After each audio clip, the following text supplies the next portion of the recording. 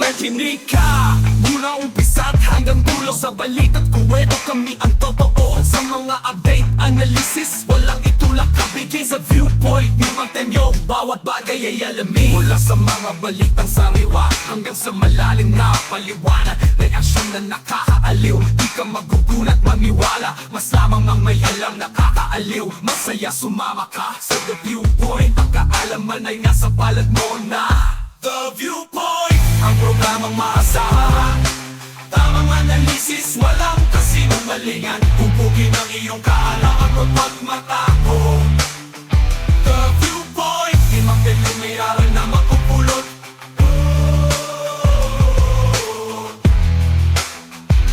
May aral na mapupulot. Manatili sa unahan, huwag kang aatras. Mga usapang seryoso, pagreaksyon maangas. Sumali sa usapan, ang iyong boses ibahagi. Inspirasyon at impormasyon, puro tama, walang mali. The Viewpoint, ang programang maasahan, tamang analisis, walang kasinungalingan. Pupugin ang iyong kaalaman mo pagmatako. The Viewpoint, Mang Temyo may aral na mapupulot.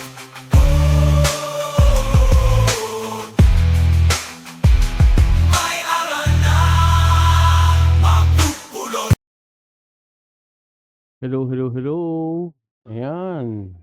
Good morning, good afternoon, good evening to each and everyone. Welcome to the Viewpoint with Mang Temyong. Mang Temyong, now signing in. Saan man kayo naroon, ano man ang inyong pinagkakaabalahan, sana lagi kayong nasa mabuting kalagayan, kapiling ng inyong mga mahal sa buhay. Hindi ako sanay na wala akong background. Tsaka wala akong pinipindot. Ba't ganun? Oo. Wala akong pinipindot. Ba't ganun?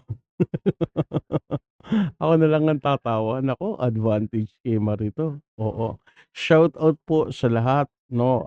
Again, happy holiday. Kay Attorney Clear, yan. Happy holiday po sa inyo. Kay Bro Mike, kay Direk Freddy, yan. Kay Miss A, yan. Sino pa ba? Sana wala ako nakalimutan. Of course, sa matindi. At walang tatalo dito, si Mang Rene sa Kalam, ayan. Paku, sino pa ba? Reg, sino pa ba? Naku, sana wala akong nakalimutan. 'Pag may nakalimutan ako ngayon, sa susunod na LS na lang, ha. Oo, ayan, 'yan. Basta't happy happy holidays sa inyo lahat, ayun, oo.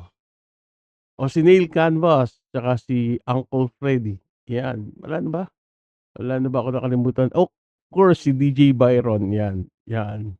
Oo, baka may chance na magkita kami, oo. 'Yan, shout out sa'yo, 'yan, 'yan. So, hello, hello, hello sa inyo lahat. Pasensya na, inuubo pa rin si masama, masama, masama ang tama. 'Yan, 'yan. Ayun, so kamusta na kayo lahat? Kamusta ang inyong mga paghahanda? 'Yan, ano ba ang inyong, pagkain sa hapagkainan ngayon, 'no? Sana ay kagaya ng PhilHealth, may 138 million sila, 'no, pan-celebrate sa kanilang 30th anniversary. 'Yan ang pag-uusapan natin ngayon, 'no, tungkol sa 138 million budget ng PhilHealth para i-celebrate yung kanilang 30 years, 'no? Sabi nga nila, milestone daw nila. Pasensya na kayo guys 'pag medyo nag-ehem-ehem ako, ha. Oo, pero huwag kang mag-alala, may tubig pala ako dito. Sandali lang.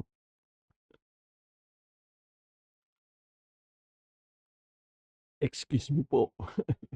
Umiyok pa, eh, 'no. 'Yan. So, hmm, tignan niyo 138 million, 'no, budget para lang sa 30th anniversary ng, PhilHealth, 'no, milestone nila. At ang matindi dito, eh, yung coffee table nila. Oo, yun ang matindi. At yan, eh, ating himay-himayin maya-maya lang. Biro niyo sa kabila ng katotohanan na sila ay zero subsidy 'no, hindi naman yung operational 'no, hindi naman yung operational ang tinamaan kundi yung, subsidy 'no. Pero gano'n pa man, tama pa rin yun, may tama pa rin yun sa ating mga, contributors 'no, oo, ng, ng PhilHealth. 'No. So, sa bahaging ito pag-uusapan natin, bago tayo, pumunta dun sa ating video, magpapauna na ako, yung video na ating panonoorin, actually hindi siya video kundi audio lang pala ang ating pakikinggan, sapagkat ito ay sa programa ni Mr. Ted Filon. So, para mai-avoid natin na tayo ay ma-copyright ay, audio lang ang ating, ishi-share. Kasi baka sabihin ng iba, "Mantems, Mantems," 'di ba, walang video, walang video. Oo, wala talagang video 'yun guys at, audio lang ang ating ishi-share, maya-maya lang. Pambihira talaga, oh, oo. Ay. So pag-usapan nga natin 'no, ito'y, ilang araw na pinag-usapan yung tungkol dun sa zero budget. Una 'no, ang pagkakaalam ng marami ay zero budget, zero subsidy. Pero ito, ang sabi nga ng, Senado or rather Senado ba or House of Representatives, kinorek nila, zero subsidy. Pero mapa-zero budget 'yan, mapa-zero subsidy 'yan, ay 'yan pa rin ay pag-deprive sa karapatang, pangkalusugan ng bawat mamamayang Pilipino. Sapagkat sabihin na natin na halimbawa 'no, do'n sa sinasabi nila na zero budget, zero subsidy, sa konstitusyon kasi 'no, under, Article 13, Section 11 'no, diyan malinaw, malinaw na malinaw na nakatatak diyan, naka-engrave diyan 'no, na tungkulin ng gobyerno o ng estado na magpatibay ng hakbang para matiyak na yung mga services na may kinalaman sa pangkalusugan ay maabot sa lahat 'no, lalong-lalo na yung mga mahihirap.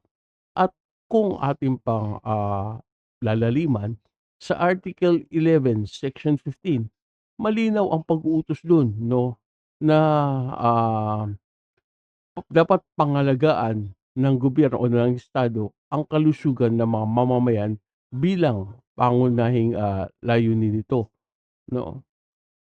Meron din tayong tinatawag na Universal Healthcare Act, yan yung tinatawag na Republic Act number 11223. Ano ba yang Universal Healthcare Act 'no? Yan ang batas na ang layunin niyan, makapagbigay sa lahat ng Pilipino ng accessible, available at affordable healthcare services. Kaya ang PhilHealth ang pangunahing ahensya na responsable sa pagbibigay ng universal healthcare coverage. Kung walang pondo yan 'no, paano yan mamaisa sa katuparan yung mandato na isinasaad sa batas? Kaya hindi po puwedeng mawalan ng pondo ang PhilHealth. Sasabihin niyo may mga reserves naman sila et cetera, mamaya pupuntahan natin 'yun. Dito muna tayo, 'no. Step by step pupuntahan natin 'yan para maging mas malinaw at klaro yung ating magiging usapin. Ano ba ang kapangyarihan ng Kongreso pagdating sa pagbibigay ng budget? Kasi ang pinaglalabanan natin dito, zero budget, zero subsidy 'no,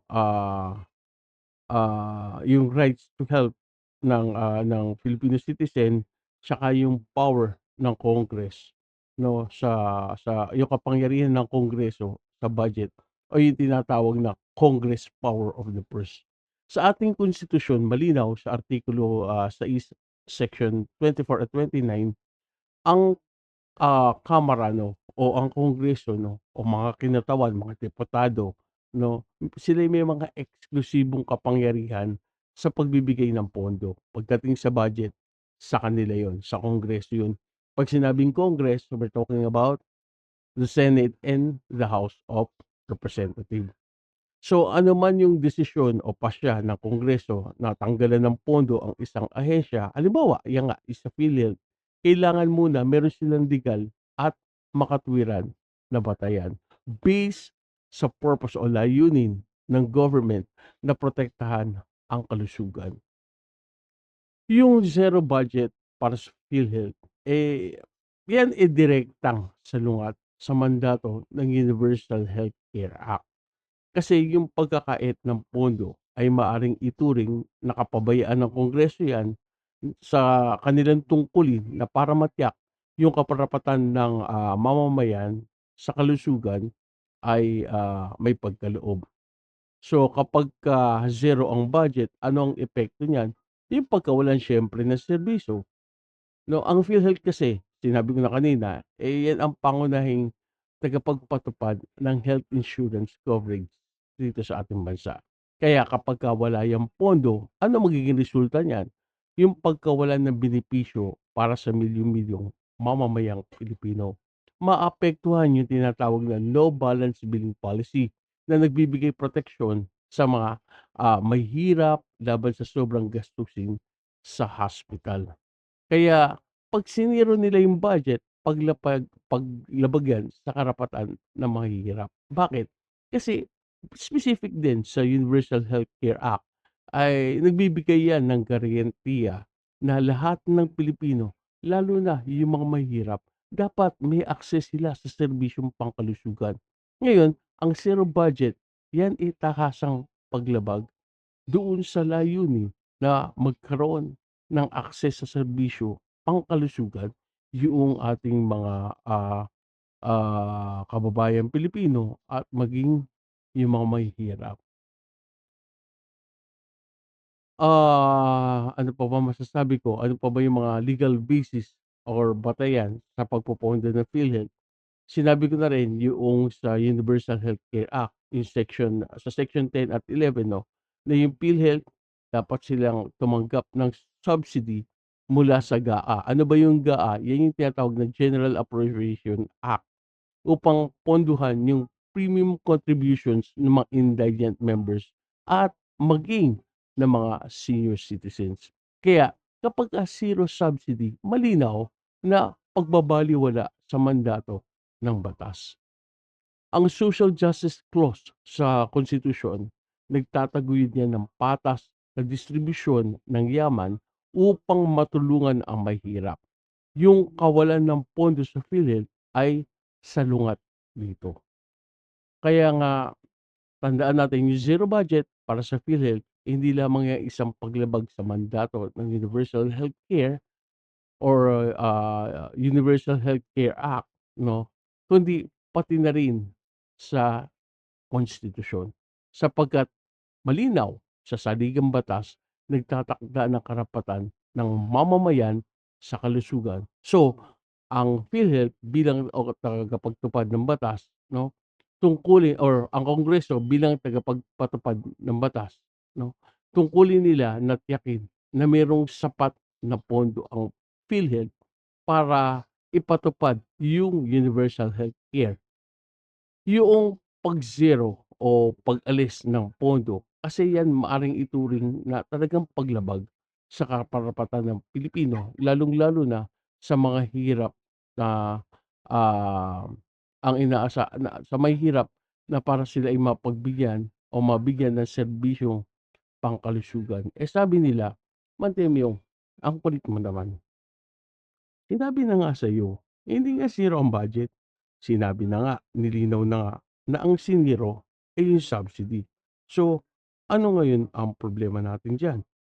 So, eto yan mga kababayan 'no, kung zero subsidy lamang 'no, at hindi yung buong operasyon ng PhilHealth ang mawawalan ng pondo, malaki pa rin yang magiging negatibong epekto sa mga benepisyaryo, partikular yung may hirap na umaasa sa subsidiya ng gobyerno.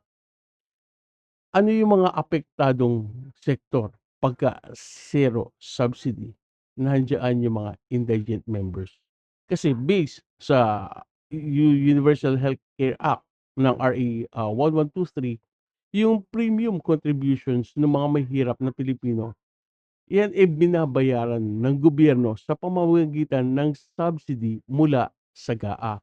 Paano kung zero yan?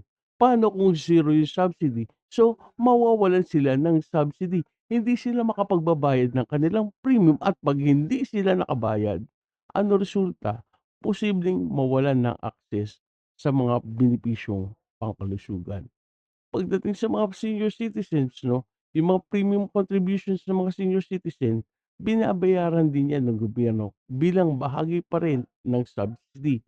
So again, kawalan ng pondo, maaaring magdulot 'yan na kawalan nila ng insurance coverage. Kahit pa sila ang isa sa pinaka-vulnerable na sektor sa lipunan dahil alam naman natin mga matatanda na 'yan. At isa pang matinding tatamaan diyan ay yung mga pasyente na may malalang sakit, yung mga nangangailangan ng dialysis, chemotherapy o iba pang high cost treatment na madalas na umaasa sa PhilHealth coverage. Kung hindi yan maipagpapatuloy 'no, kung hindi maipagpapatuloy yung subsidized premium contributions, malalagay sa alangan yung kanilang gamutan. Kaya isa pang epekto ng zero subsidy, yung pagtaas ng out of pocket expenses ng mga benepisyaryo.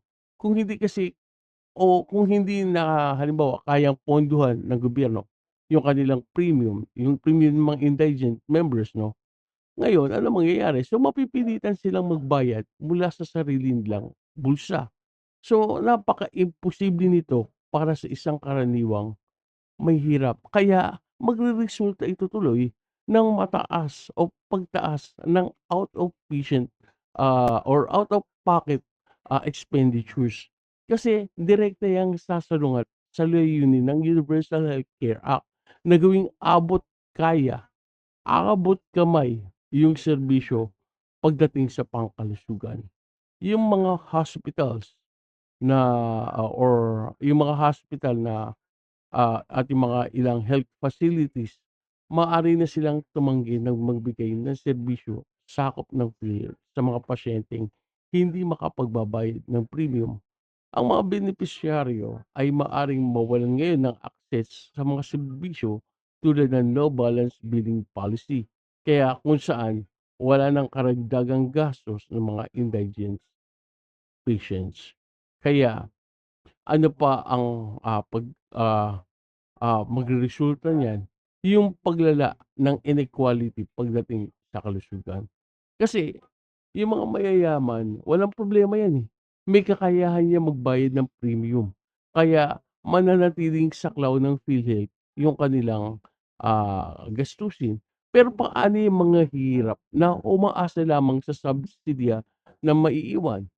Magiging mas malinaw ngayon yung agwat sa pagitan ng mayayaman at mahirap na pagdating sa pag-access sa serbisyo ng pangkalusugan, 'di ba? Yung mga mayaman can afford, papaano yung mga mahirap? So, masasakripisyo talaga yung kanilang health. Yung hindi maagang paggamot ng mga karamdaman dahil sa kawalan ng access sa PhilHealth benefits, maaari yang magresulta sa mas malalang kondisyon na mas magastos na gamutan. So at the end, ito'y magiging mas malaking pasanin sa sistema ng kalusugan ng ating bansa. So, yung zero subsidy para sa PhilHealth, magdudulot lang yan ng malaking kahirapan sa mga indigent member, sa mga senior citizen at iba pang mga benepisyaryo na umaasa sa subsidy ng gobyerno. Bagamat maaring magpatuloy ang operasyon ng PhilHealth, yung pagkawala ng subsidized premium contributions, magpapahina yan sa layunin ng Universal Healthcare Act na gawing equal or pantay-pantay yung access sa serbisyo when it comes to health, 'no. Kaya it's, what do you call this,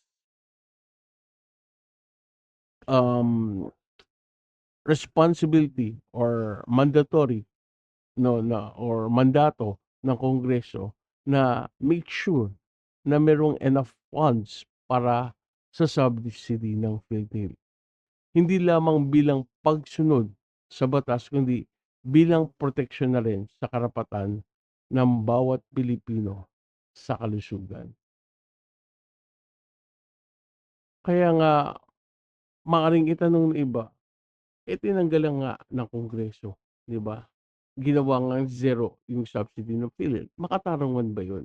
Para sa'kin yung ginawang desisyon ng Kongreso na gawing zero subsidy ang PhilHealth dahil sa umano'y kapabayaan at kakulangan sa serbisyo nito, hindi po makatarungan 'yan. Bakit? Meron kasi tayong meron tayong meron tayong legal and moral principle, 'no, or the principle of legal and moral. Yung karapatan sa kalusugan hindi dapat parusahan ang mamamayan, 'di ba? Kasi very clear naman sa, Philippine Constitution 'no, under 1987 'no, sa Article 13 Section 11, ulitin ko lang, nabasa ko na 'to kanina, obligasyon ng Estado na tiyakin yung serbisyong pangkalusugan para sa lahat, lalo na yung mga mahihirap. So, yung pagsuspindi ng subsidy, hindi makatwirang parusa yan sa milyong-milyong Pilipino na umaasa sa PhilHealth, kahit pa may pagkukulang ang ahensya.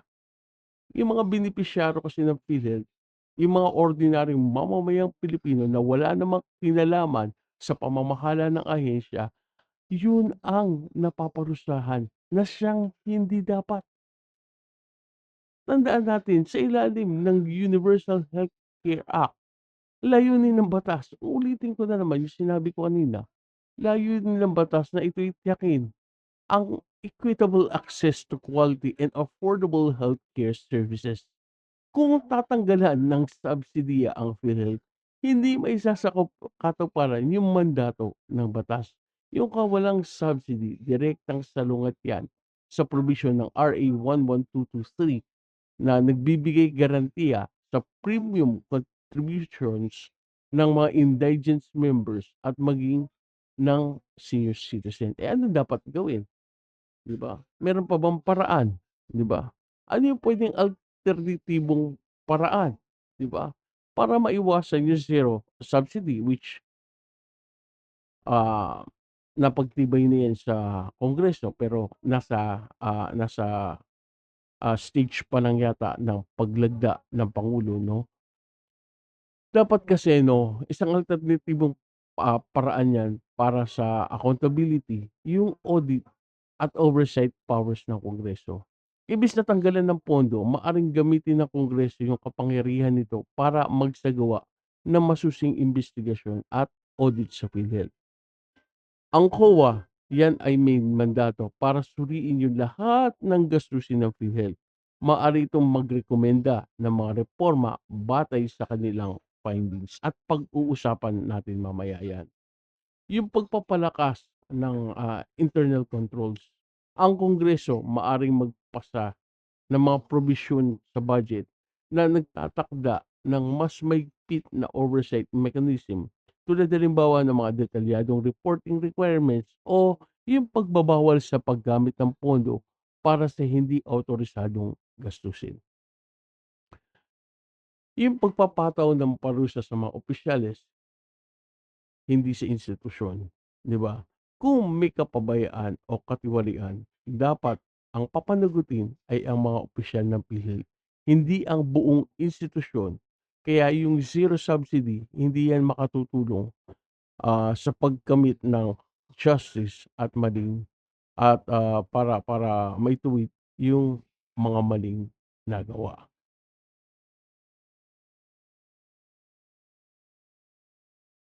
Tandaan natin, yung pagtanggal ng, ginawang zero subsidy ang PhilHealth 'no, hindi makatarungan 'yan.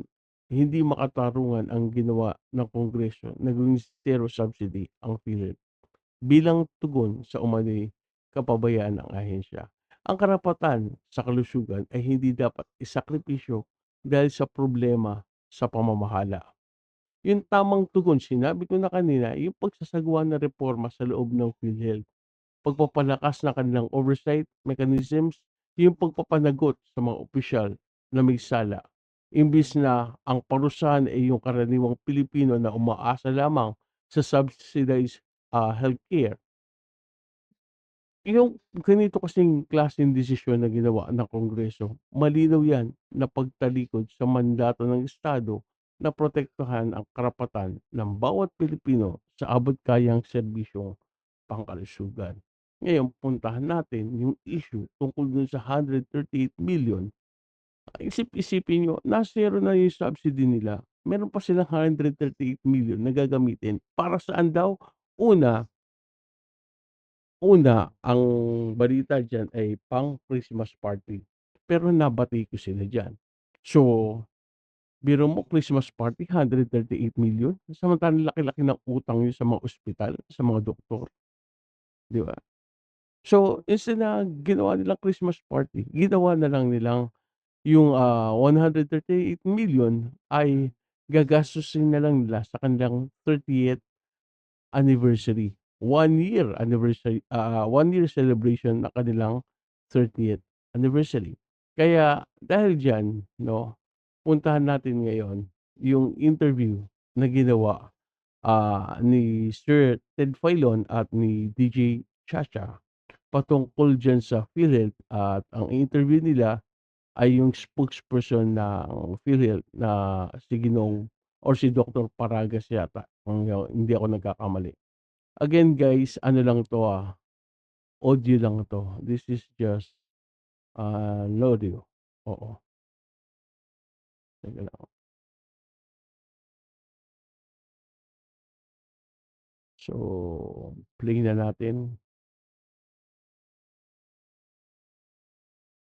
Kausapin na po natin si Dr. Pargas para po sa mga unang katanungan ni DJ Chacha. Magandang umaga po, Doc Israel. Good morning. Good morning, Manang Ted, and good morning, DJ Chacha, sa lahat ng tagapakinig natin. Good morning po. Thank you for being on the show. Sir, unahin natin ito, no? Ito yung kumalat sa social media over the weekend kung saan gagastos daw po ang PhilHealth ng 138 million pesos. Nung una para sa Christmas party, pero kinalaunan, plenaro po ito ng PhilHealth mismo. Sinasabi, this is for the 30th anniversary. Ipaliwanag po natin itong ganitong kalaking amount na gagastahin ng PhilHealth sa taong 2025. Imagine mo 138 million para lang sa 30th anniversary, 'di ba? Puwede namang karaniwan, 'di ba? Puwedeng karaniwang halaga at simpleng, pagse-celebrate. Kasi 'pag nag-celebrate ka ng 30th anniversary mo, paggunita yan sa magandang serbisyo, sa mga magandang, nagawa mo o nai-provide mo sa mga beneficiaries niyo 'no. Nakapagbigay kayo ng mabilis at magandang serbisyo sa mga benepisyaryo niyo, eh, yun may at iba pa ano na mga tagumpay, yan may reason kayo para kayo'y mag-celebrate ng 30th anniversary. Pero hindi pa rin makatwiran na 138 million, 'di ba? Pero sabi ko nga, yan, kung may maganda kayong nagawang serbisyo, 'di ba? May reason kayo para mag-celebrate, but hindi naman yung 138 million. Sa sitwasyon ngayon, ano ang dapat niyong ipag-celebrate, 'di ba? Se-celebrate niyo yung 30th anniversary niyo, puro kapalpakan naman ang ginawa niyo. May katwiran ba para ipagdiwang niyo yun ng ganyang kagarbo, 'di ba? 138 million, grabe, 'di ba? Grabe. Pagkatapos zero naman ang subsidy niyo. Bakit gano'n? Bakit 138 million para na lang sa pagdidiwang ng kanilang 30th anniversary? O pakinggan natin si Dr. Pargas. Oo. Well, DJ Chacha, tama ka, no? This is for the anniversary celebration, the 30th anniversary celebration of PhilHealth, and the celebration of the National Health Insurance Program Month, which happens to be in February also. This is the budget as proposed and the activities as proposed ay hindi pa naman po final at hindi pa rin po approved. But that is a budget for the whole corporation para po sa lahat ng regional offices and lahat ng LEO offices, and the celebration po kasi is planned to be done the whole year. At ito po ay celebration para hindi lang sa mga PhilHealth employees but to include the members, the employers, and the other stakeholders like the hospital providers. Kasi po may mga activity ng visitation to the hospital, to the patient, employers forum, and of course yung po mga members na So, paano makakasama sa celebration yung mga members, 'no? Sige, sakyan muna natin siya. Paano makakasama sa celebration niyo yung mga members or yung mga beneficiaries ng PhilHealth? Anong sabi niya? bisita sa ating mga opisina during the time. So, again, yes, it's a planned activity po, but again, hindi pa po siya final and hindi pa po approved. The event will be on February, nabanggit niyo po. Ilang araw na event po ito, sir, na paggagastahan natin ng ganito kalaki na pondo? Gaya po na nabanggit ko, the activities po are for whole year round, but the main is on the February, which is the National Health Insurance Program month, na kung saan nakapaloob po yung ating mismong anibersaryo on Feb 14. Pero yun pong selebrasyon ay mangyayari sa buong taon. So, 1 year celebration, 130 million. Tignan natin kung magkano utang nila sa COA, ha? Sige, diretso mo lang. May nabanggit po kayo kanina, hindi lang ito for employees, nabanggit niyo po even for members. Paano po iyon? Paano po magiging parte nitong selebrasyon na to yung members ng PhilHealth? Yung nga, papaano? Sabihin mo, doktor. Well, katulad po ng pagpunta, halimbawa, yung mga miyembro po natin na pupunta at magkakaroon ng transaksyon sa PhilHealth, dyan po mapapabigay yung pong ating dyan sa listahan ng mga giveaways or tokens po. Yan po ay para po sa kanila. And magkakaroon din po tayo ng mga activities katulad po ng mga fora na kung saan ang ating po mga patients and members and different types of members ang ating pong iimbitahin at katulad din po ng ating mga employers. So, mamimigay sila ng mga gifts sa mga beneficiaryo. Anong mga gifts yung ibibigay nyo? Ballpen? Pamaypay? Ano pa? Loot bag? Ano pa? Ano pa? Ano pa yung karaniwan? Keychain? Di ba? Sa halip na ganyan, ibigay nyo sa beneficiaryo. Ba't hindi nyo na lang taasan yung serbisyo? Di ba? At babaan yung binabayad ng mga beneficiaryo. Baka magpasalamat pa sila sa inyo. Pero but instead of 5%, gawin yung 3.5%. Di ba? Yan ang magandang regalo. Pang-anibersaryo. Aanin nila yung ballpen. Makakabili sila niyan. Aanin nila yung pamaypay. Makakabili sila niyan. Ano pa yung karaniwang binibigay? No, kasi yun ang sabi niya, pupunta doon yung mga makikipag-transact during that particular day, sila yung mga bibigyan, no, makakabahagi dun sa celebration, no, sa pamamagitan ng magbibigay ng mga giveaways. So, ano nila yan? Siguro ang pinakamagandang, magiging memorable, no, at magiging meaningful yung inyong 30th anniversary celebration kung gagawin yung 3.5 na lang, no, yung premium. Kaysa nasa 5%, 'di ba? Oh, baka pasalamatan pa kayo pasalamatan pa namin kayo 'pag ginawa niyo 'yan, 'di ba? Oo, talagang makiki-join kami sa celebration niyo pagka ganyan. You have a reason to celebrate, one particular reason to celebrate dahil nababa niyo yung pagbayad sa premium ng PhilHealth, 'di ba? Kaso hindi, hanggang ngayon ang taas pa rin, eh. Pagkatapos ang serbisyo, hindi na nabibigay ng tunay na serbisyo. Oo, ayan, na-high blood naman si Mang Temyong, oh, diretso mo. Makikisingit lang ako, doktor, ha, at siya, ano? Yes, Apo. Doktor, ano ho ang ibig sabihin ng HO tsaka PROs dito po sa project description po ng inyong gastusin? Yun pong head office, Yun. yun pong HO, Okay. yung PROs po, yun pong PhilHealth Regional Offices. Hindi ko alam kung nakikita niyo 'to, guys, 'no. Yung HO nila is, 4 million? Oo, 4.4 ba? Tapos yung sa PROs, 13 million? Tama ba? Oo. Ano ba 'yan? Gala night. Gala night, ha? Gala night, ha? Ng HO nila. Oo. Head office nila. Magkano? 4.4 ba o 44? Teka, ang liit nito, eh. Oo, wala. Hindi natin malalaki yan. Oo. O, 4.496. Gila night lang yan, Tapos sa provincial nila, 13.901. Gila night lang yan, Grabe. Ayos, dahil pera. Ayun, okay, parang malinaw tayo. Doktor, ito kaninyo ay hindi pa po approved? Yes po, those are proposed because those budget po are part of the corporate operating budget for 2025. At yun pong corporate operating budget ay hindi pa po naaprubahan. Ay, hindi niyo pala nakikita. Ano lang nga pala, audio. Sorry, naalala ko. Kasi po ngayon ay December 16 na.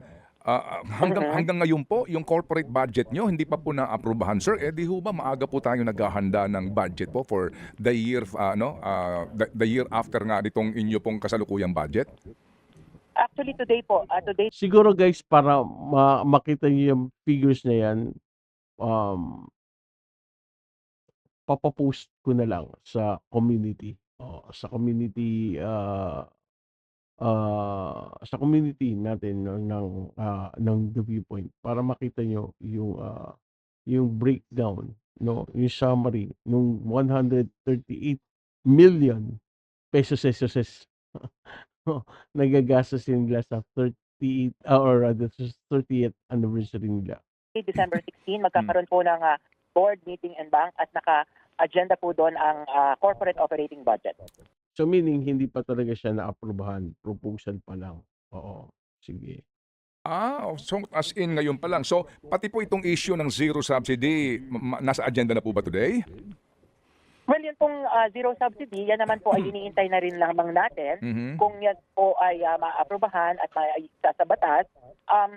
Siguro po ay mapapag-usapan, pero again, yan po ay iniintay na lang natin yung magiging desisyon kung talaga maisa sa batas. Opo. And ang gaya po ng nabanggit natin ay tayo naman po ay nag-assure na patuloy po tayo makakapagbigay ng benepisyo at makakapagpapalawak ng ating benepisyo.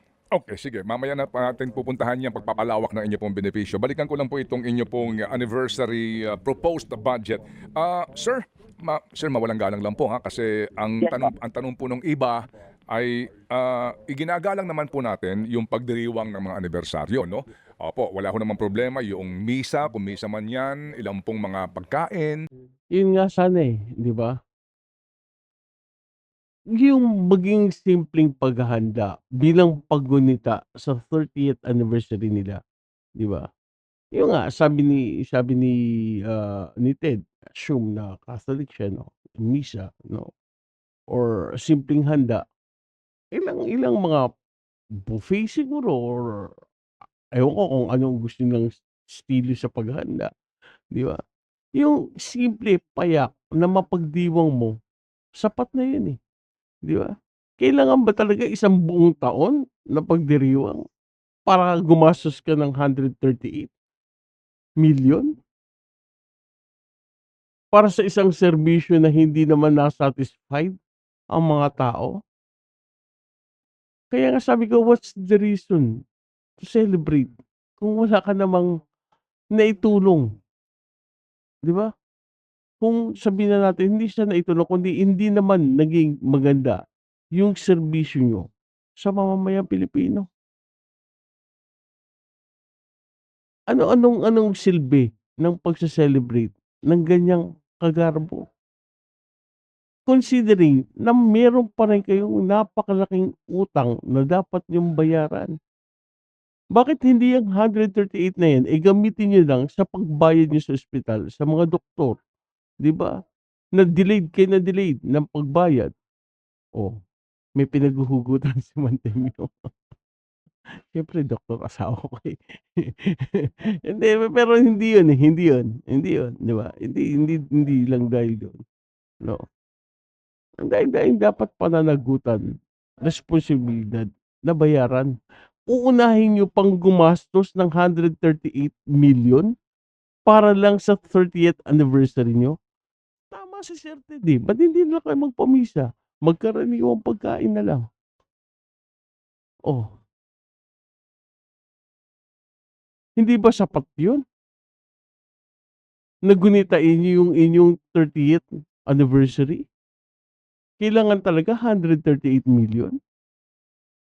Kung kinakailangan. Pero ano ba daw ho ang parang dapat niyong ipagdiwang gayong ang ibinibigay na serbisyo po ng PhilHealth ngayon sa mga miyembro ay hindi po namin pinagdiriwang. Bagkus ay ikinalulungkot namin ng mga miyembro po ng PhilHealth.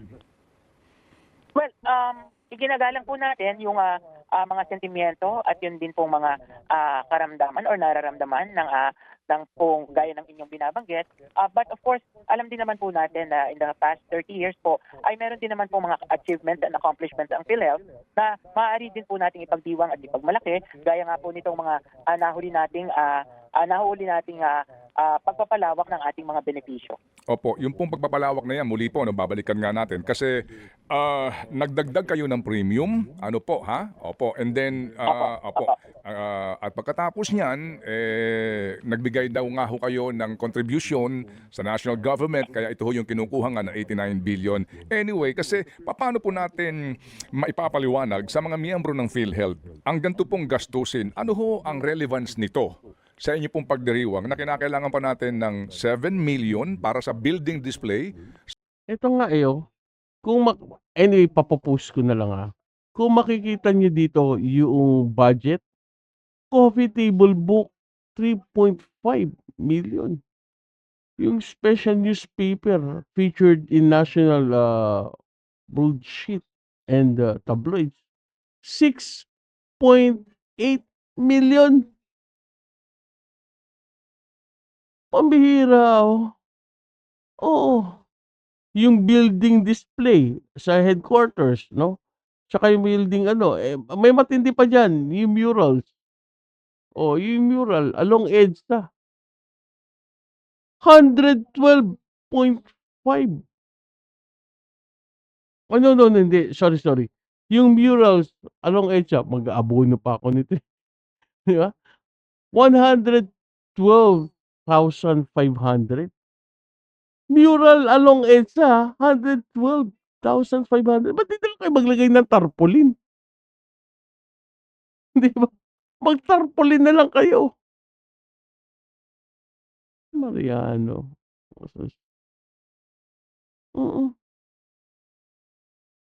At ito nga, yung building display, 6 point, ano to? Hindi ko gaano mabasa pero mga nasa 6 million. Oo. Mga ganun. Hindi. Tama. Oo, mag-aabono ka Mantemi o maghini-hinay ka. Tama, 6 million, oo. Tapos yung coffee table book nila, 3.5. Pambihira, ano ba na nakalagay diyan sa coffee table book na 'yan?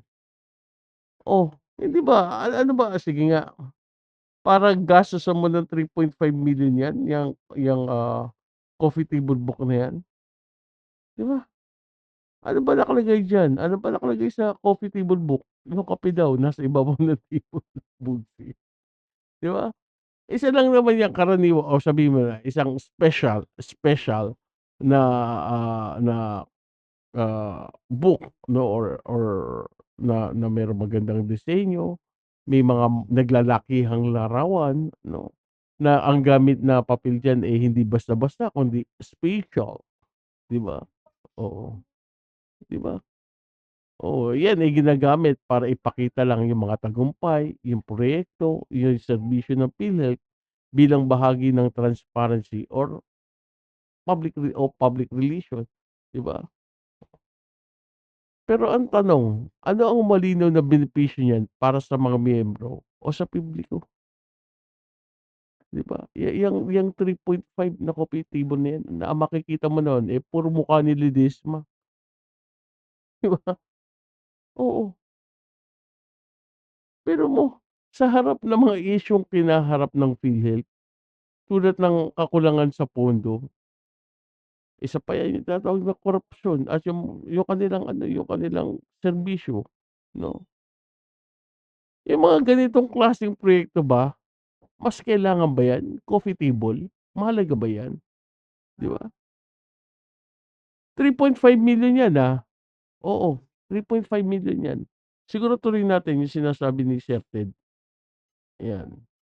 Nasaan ba tayo? Tuloy natin. Sa mga PhilHealth Regional Offices, 7 milyon.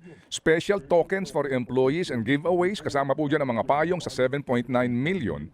Biro mo, special tokens, for employees giveaway, 7.9 million. Ano bang payong 'yan? Ano bang ano bang klaseng payong 'yan? Mga bin oo, 'yan ba yung ano, pagka kahit gaanong kalakas ang ulan, hindi tatangayin yung payong mo? Yeah, pambihira, oh. Meron din po kayong gala night sa inyong main office na 4.4 million at doong gala night ninyo sa mga probinsya sa regional offices po ay 13 million. Ayun yung sinasabi ko ngayon, 'di ba?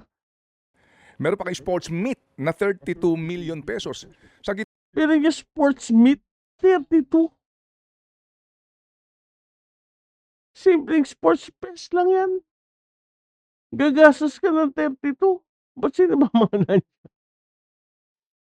mga ano ba mga sports ang kabilang diyan? Sino ba mga kalahok diyan? Nandiyan ba si ano? Baka nandiyan yung ano, yung MVP ng ano, ng NBA. Andiyan ba si ano, sino ba hindi na si Tiger Woods, may edad na yun, eh, 'di ba? Sino ba mga nandiyan? Para gumastos kayo ng 32 million, 'di ba? Oh, gitna nga po ng kakulangan natin sa benepisyong ibinibigay sa mga miyembro sa ngayon, sir. Paano ho natin ito maipapaliwanag na kinakailangan yung gumasta ng pagkalalaking halaga sa ganito pong aktibidad na hindi naman po ganun kagandahan ang inyong imahe? kaya nga, 'di ba? Kaya nga sabi ko nga dito, 'di ba, 'pag ikaw magse-celebrate, may dahilan ka para mag-celebrate. Tsaka yan 3.5 million na yan, 'no, yang nagigil ako dito sa coffee table na 'to, eh, 'no. Mataas na masyado yan, lalo na kung ikukumpara yan sa iba pang mas 'no, posibleng paggamit ng pondo. Gaya ng pagpapabuti ng kanilang serbisyo, pagbabayad ng mga claims ng mga miyembro.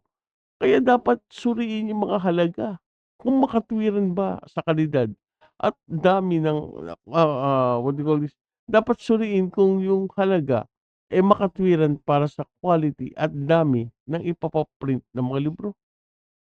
Oo, pambihira, ilan bang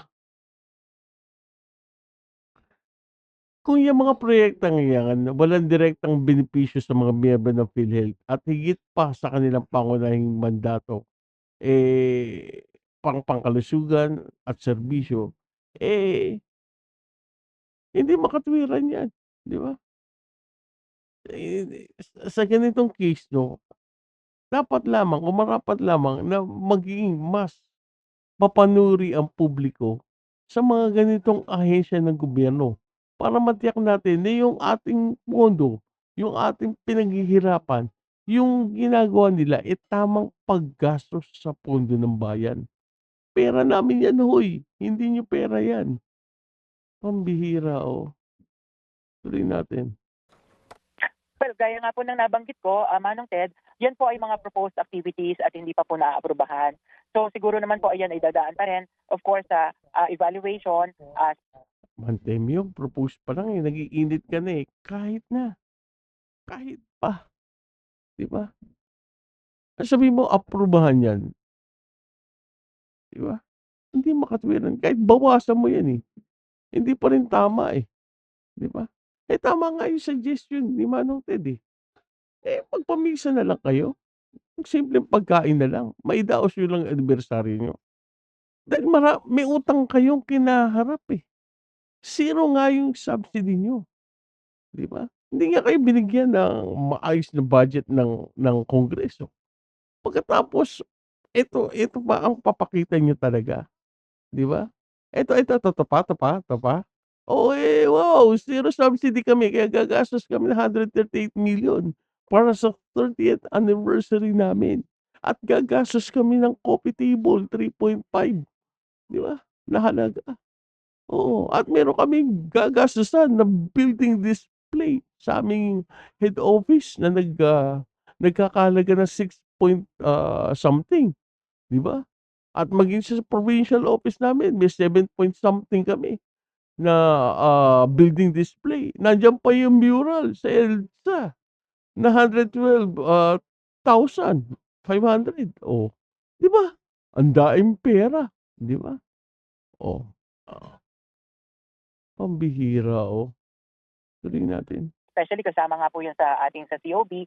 And hintayin po natin kung maaprubahan itong mga proposed activities na ito.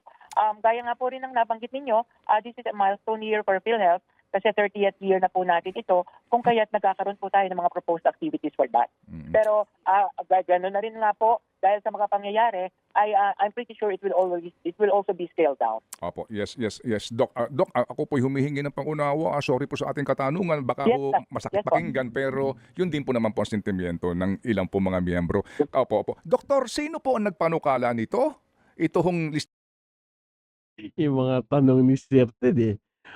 Dok, sino po ang nagpanukala nito? Sige nga, ituro niyo lang. Kaninong napaka-bright idea nito, no? Baon kayo sa utang tas gagastos kayo ng ganitong kalaki. Wow, 'di ba? Listahan na ito. Sino po? Ito ba'y lupon? Sino ho mga nag-aral nito? Well, there is a anniversary committee po na binuo para po sa pagpaplano ng mga activities. Opo, kasi po sir, yung, halimbawa yung coffee table book na ang halagay 3.5 million. Sir, Yan. Pareho kami sentimiento ni Sir Ted diyan. hindi kasi ito madaling magpagawa. Meron na ho ba itong dummy? Meaning, meron na ho ba itong artikulong na isulat? May mga nakuna na ba ng pictures dito? Itong coffee table book na ito? Kasi po ito, ini-schedule ito. Kumusta po ito? Opo. Well, again, lahat po ay nasa preparation pa. Pati po, kasi nga po, hindi na pa naman yan sigurado kung matutuloy and hindi. And because of the amount, it will undergo the procurement law. And for procurement po yan. Pero yun pong meron tayong mga departamento katulad po ng communications and marketing that will be responsible in doing those and in preparing for the articles, the pictures, and kung paano po i-layout yung tinatawag na coffee table book kung mapapayagan. Okay, kasi nga po dito sir, hindi ho may tatanggi no, na ang magiging laman ng mga ito ay papuri sa mga opisyal ninyo, particularly po siguro kay Mr. Ledesma. At hindi naman may tatanggi din ngayon para lumalakas ang panawagan sa kanyang pagbibitiw o kaya po siya tanggalin sa pwesto. Kaya po parang sa pananaw nga po ng iba, ibibida po, wala namang question doon sa pagbibida, perhaps no, sa ilang pong mga accomplishment ho ng inyong pong opisina, pero yung pagbibida sa mga taong namamalakad ng PhilHealth, ngayon pa lang po, matindi na ho ang pagkontra. Ano po masasabi niyo ron? Well, again, we recognize all the comments or even complaints of several sectors of the society po. And again, gaya nga po ng nabanggit ko, lahat po ng ito ay nakaplano pa lamang. At hintayin po siguro natin kung anong magiging final approved activity para po yun din po yung talagang may papatupad po natin. Opo. May tanong ko ba dyan, Chuck? Kasi ako'y mag-iiba na ako ng paksa. Okay, sige, ito. Okay, can you guide us, Doctor? Matapos pong ating interview kamakailan lamang, una, ano bang kaibahan po sa reserve funds at investment reserve fund, Doktor? Manong Ted, pasensya na po because I am not so familiar. Hindi po ako finance person to respond to that. Okay, Siguro po opo. I could go back and answer niyo po ng mas tama po. Opo, sige po. Baka lang kasi magkamali po ako. Opo. Pero Doktor, kasi po ang binabanggit, di ba, ng mga mambabatas po na nagdesisyon nga dito po sa pag-zero ho subsidy ay dahil I think yung tinutukoy ni Sir Ted, no? Excuse me. Yung kaibahan ng reserve fund kumpara dun sa intelligence fund. Intelligence fund. Investment fund.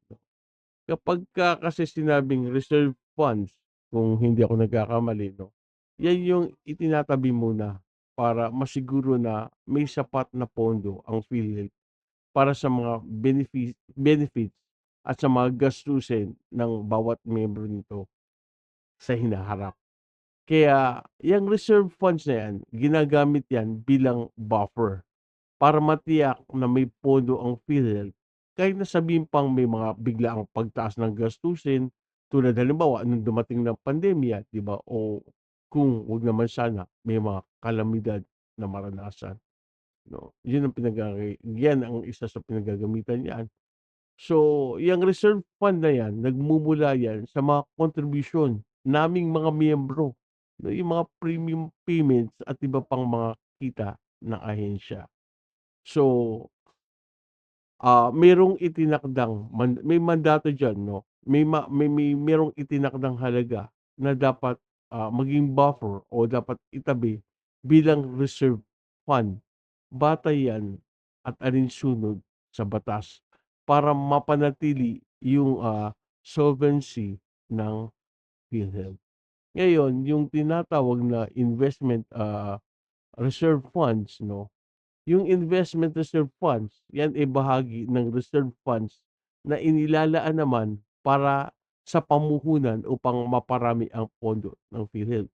Yes, 'di ba yung mga GOCCs, ang PhilHealth ay kung hindi ako nagkakamali ay maaaring mag-invest yan, gamitin yan yung investment reserve funds o yung tinatawag na IRF sa yung ano yung tawag dun sa Mahardika funds, 'di ba?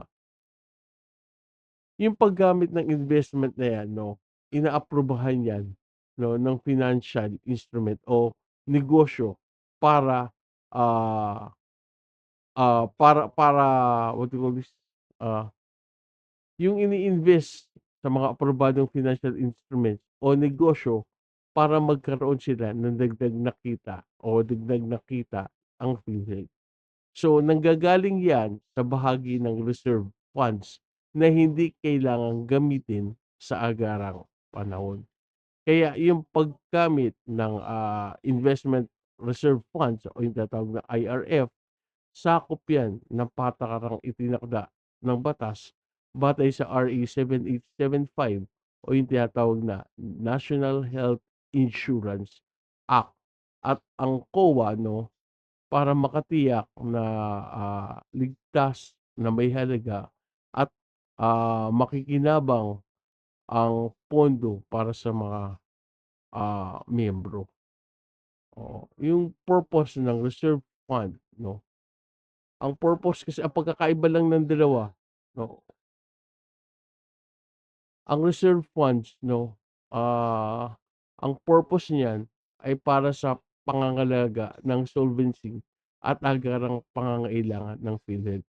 Habang ang investment reserve funds para yan sa pagpapalago ng pondo.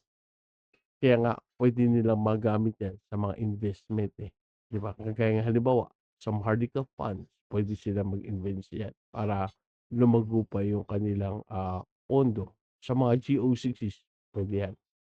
Yung reserve funds 'no, yung paggamit ng reserve funds, maaaring gamitin agad yan para sa mga benefits ng miyembro. Samantalang yung investment reserve funds na tinatawag, inilalagay yan sa mga investable assets para kumita yung mas mataas, o para kumita ng mas mataas sa paglipas ng panahon. Kaya yung pamamahala ng dalawang uri ng pondo, mahalaga yan para matiyak o masiguro yung pangmatagalang operasyon ng PhilHealth at ang benepisyo ng mga miyembro nito. So, tuloy lang natin yung sinabi yung tinatalakay ni Sir Ted. Dahil daw po malaki ang reserve fund ng PhilHealth. Inyo na ho ba Opo, inyo na ho ba nakumpirma, doktor? Ilan po ulit? 431 billion ang ano? 430 Go ahead. 431 billion po yung ating investment and reserve fund. I mean, surplus fund and reserve fund. Are you sure the word is surplus? Yun po yung ginagamit ngayon ng mga tao na nagsasabi na meron po tayong surplus or excess fund. Pag sinabing surplus, guys, ibig sabihin, sobra, di ba? O, kung may sobra, ba't malaki utang nila? Di ba? Kasi yung surplus, pag sinabing surplus, yan surplus nga, di ba?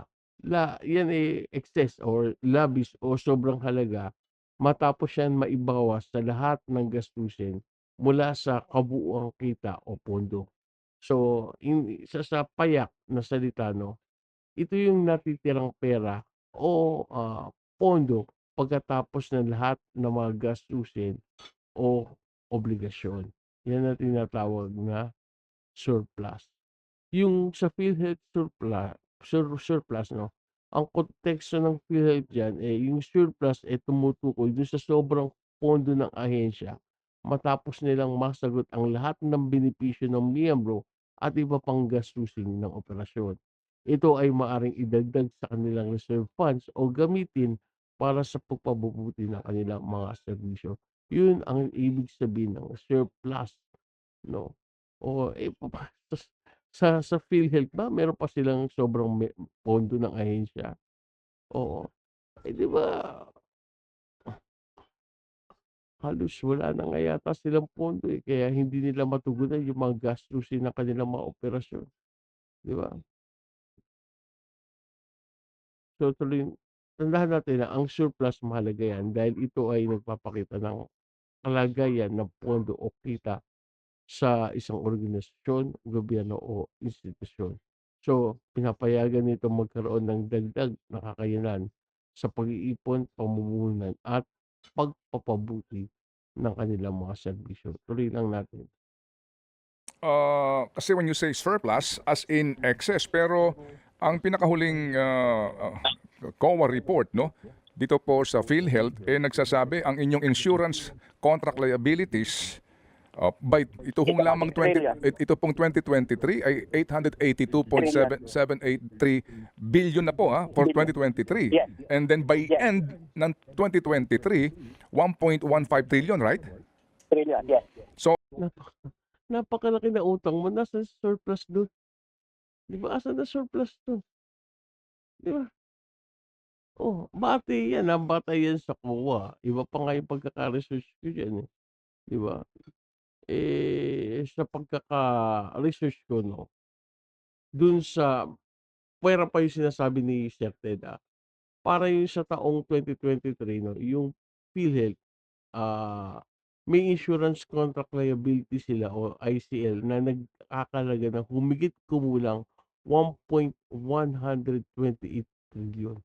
Kaya dahil dito nagkaroon sila tuloy ng negatibong members' equity na 664.315 billion, na yan ay nagpapakita o nagpapahiwatig na hindi nila natutugunan yung kanilang obligasyon.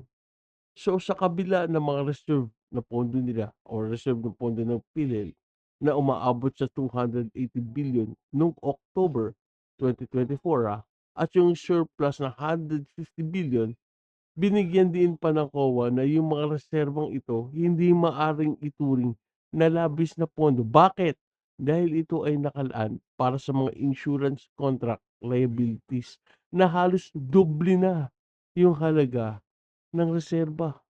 Kaya nagbabala na sa kanila ang COA, na kung yung mga negatibong equity nila ay hindi maayos, maaring humarap ang PhilHealth sa seryosong problemang pinansyal na magreresulta ito ng pagdududa sa kakayahan nitong ipagpatuloy pa yung operation. Kaya may recommendation ang COA sa pamunuan ng PhilHealth. Ano yun? Nasuriin nila yung kanilang kakayanang magpatuloy bilang isang gumaganang entity at ipakita nila yung anumang makabuluhang pagdududa na maaring matukoy or isiwalat nila yung mga anumang makabuluhang pagdududa na maaring matukoy. Kaya mahalaga para sa PhilHealth na matugunan nila yung issue para mapanatili nila yung tiwala ng publiko, para matiyak nila na yung tuloy-tuloy na pagbibigay ng serbisyong pangkalusugan sa mga miyembro ay hindi matitigil. Kung hindi tuloy-tuloy, maayos at tuloy-tuloy na serbisyo ang nabibigay nila sa kanilang mga miyembro. Tuloy natin si Manong Ted. O inaamin po ninyo na ang inyong insurance contract liabilities ay aabot sa 1.15 trillion pesos 2023 pa lang. Opo, I'm not so sure with the figures, but yan naman po ay nasa financial statements po ng PhilHealth. Yes, opo. Yung ICL po or Again, iba pa yung sinasabi ni Manong Ted sa sinabi ko kanina. yung insurance liabilities po. Okay, sige. So, kung meron kang liabilities na higit doon sa binabanggit niyong umano ay surplus, di ba lumalabas dyan short ka sa pera? Oo. Hindi surplus, eh, shirt plus. Shirt plus pala, shirt plus. Hindi surplus, eh, shirt plus. Short pa. Yes po, tama po. Tama po kayo doon. Actually, kung titingnan po natin yung buong figures and kung isasama po natin yung ICL na tinatawag, yung pong nabanggit nyo na billion or later on ay magiging trillion na, ay ganun po yung atin magiging feature sa actuarial projections po. Ayun, ano ho, kumbaga po, sa actuarial position ng PhilHealth, hindi healthy ang inyo pong financial position. Yung nga, hindi na healthy ang financial position niyo. Ang lakas ng loob niyo pang gumastos ng 138 million para lang sa 30th anniversary niyo. Buti na lang wala dito yung mga pinipindot ko. Well, I cannot confirm on that, but Okay, we opo. will ask for our Okay. actuary. Okay, sige, opo. Anyway, so sir, sa sitwasyon na ito, ano ho, na tinanggalan po ng subsidy na for 2025 ang PhilHealth. At nangangako pa rin ang PhilHealth, no, na itutuloy ang mga programa at papalawakin pa. Paano ho namin ito paniniwalaan? Gayong nito hong nagdaan, nagkinakailangan yung mag-aumento ng contribution.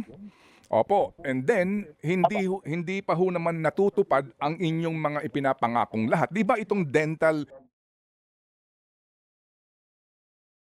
So, hindi na natin tinuloy ng dental, no?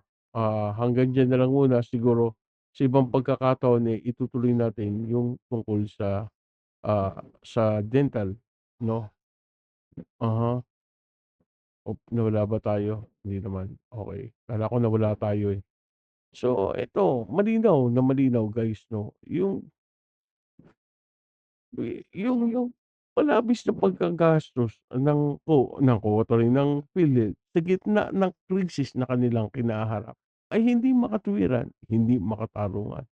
Sabi ko nga, yung 138 million, kaysa gastusin yun sa selebrasyon ng 30th anniversary niyo, bakit hindi niyo nalang bayaran yung mga pananagutan niyo para mapabuti pa yung serbisyo niyo? Yung isa-isa nga sa inyo yung mga halaga ng mga gastusin na sabi ko, "Ano ba naman 'to? Ganitong halaga handa kayong magtapon, samantalang ang serbisyo niyo'y walang" naku, mahirap na lang magsalita, 'di ba? Andain niyo pang utang sa mga ospital, andain niyo pang utang sa mga doktor, andain niyo pang dapat bayarin na harapin. Tapos gagastos kayo na 138 million para lang sa 30th anniversary niyo. Sabi ko nga wala ako, hindi rin ako tutol sa pagdiriwang na anibersaryo, 'di ba?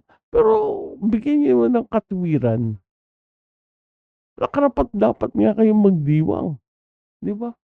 At kung magdidiwang, hindi naman yung gano'n kalaki. Recently nga daw, nagkaroon na ng pagbabago, binabaan na daw.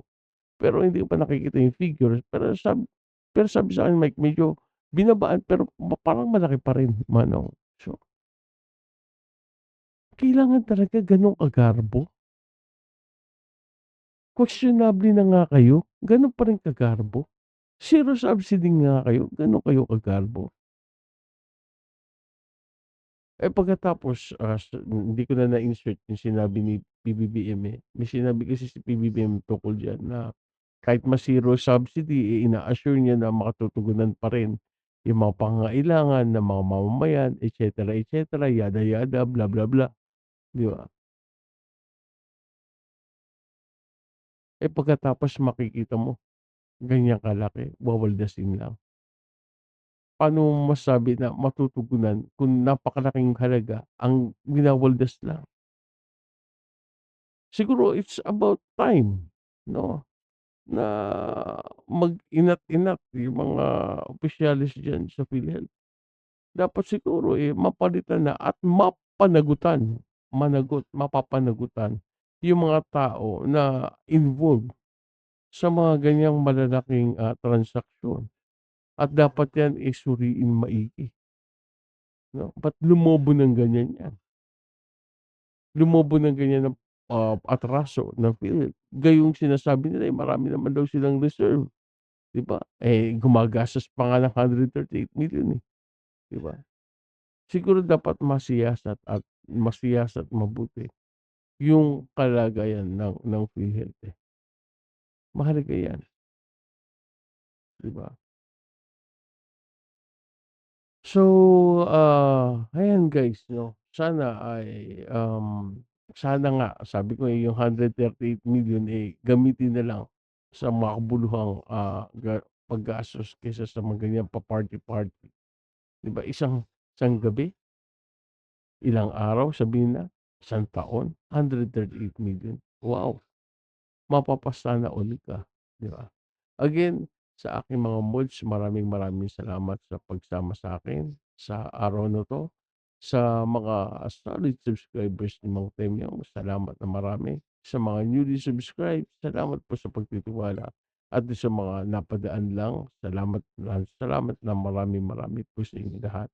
Again, happy holidays guys and take care. Always pray. God bless us all. This is Mang Temyong now signing out. Bye.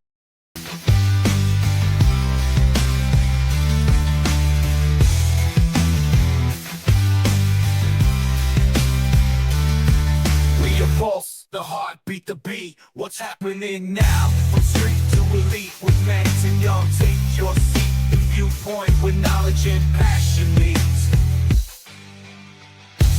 Stay ahead, stay sharp, don't lag behind. In-depth discussions, expand your mind. Join the conversation, let your voice find inspiration and info, the perfect kind. Tune in, listen close, here's the deal.